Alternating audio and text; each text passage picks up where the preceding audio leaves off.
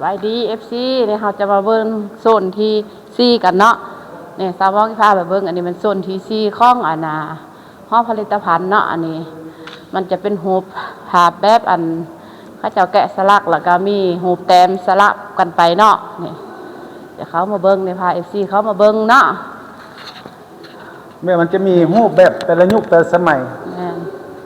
ส่วนใหญ่ก็เป็นละหอยคู่แกะพระพุทธรูปแต่ละยุคแต่ละสมัยให้เบิ่งเป็นรูปงามๆไม่ใช่เป็นรูปฤาษี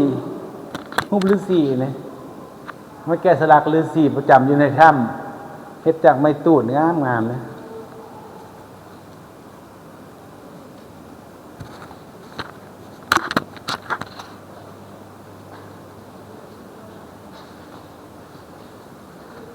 เขามาโซนนี้จะแม่นอันนั้นเนาะเนี่ย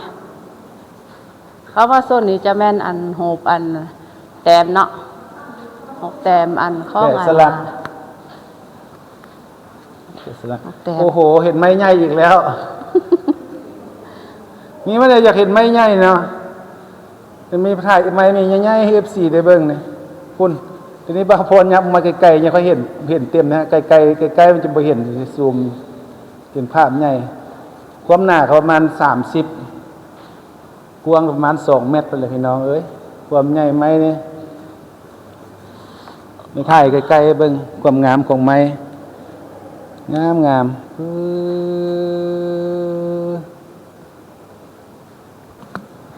แต่แล้วเขาจับอะไรเมื่อเด็กตอนนี้กำลังออกไปกำลังย่างไปแต่ละบ่อนเลย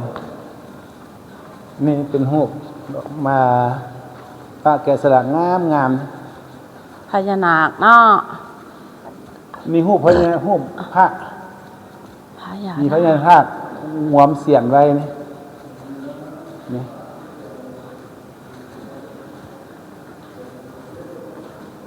ผู้ใดอ่านได้อ่านได้ฟังเลยเด้ออันนี้บ่าวพรก็อ่านบ่ได้เนาะตัวนี้เนาะหนังสือ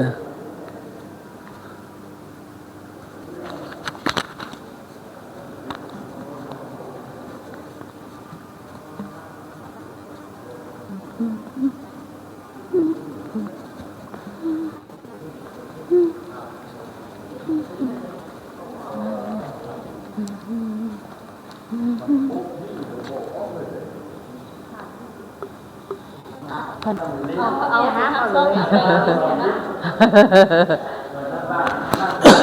เพิ่นปูนเราข้ามเพิ่นปูนใหม่ปูนใหม่เอาไม้นักก่อนนี้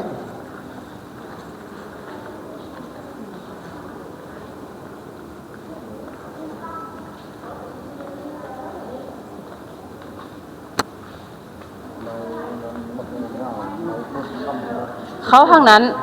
ออกไปผล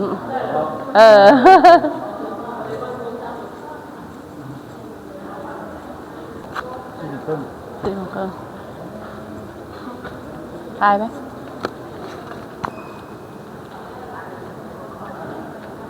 สบายอันทายวิดีโอเลยแล้ววิดีโอสบายดี FC มาเขาจะมาเขาเบิ้งโซนที่5กันเลยเนาะเข้ามาเบิ้งโซนนี้จะมีอันพวกไม้แกะสลักหลายนี่มีแต่ไม้เราสลายก็มีแต่ไม้เราพี่น้องเนาะอันนี้เนาะคายไว้ทำก็มีไม้งามๆคือเก่าตัวนี้ทางเถิงงามมิลี่อีซูมไม่เบิ่งใกล้ทางเทิงจะแม่นอันโหบห้องเจ้าชีวิตร่องพระบางเนาะ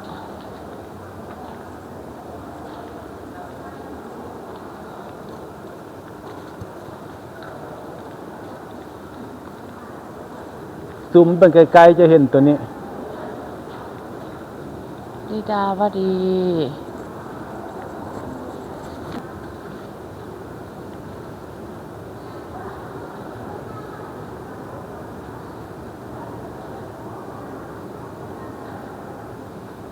แล้วหูหนึ่งแต่ราคาหนึ่งเท่าไหร่พันหูรอโอ้บอกว่ามีราคาจะแพงเลยหูกับเวสชิ้นนะมันงามเลยแน่นละมัน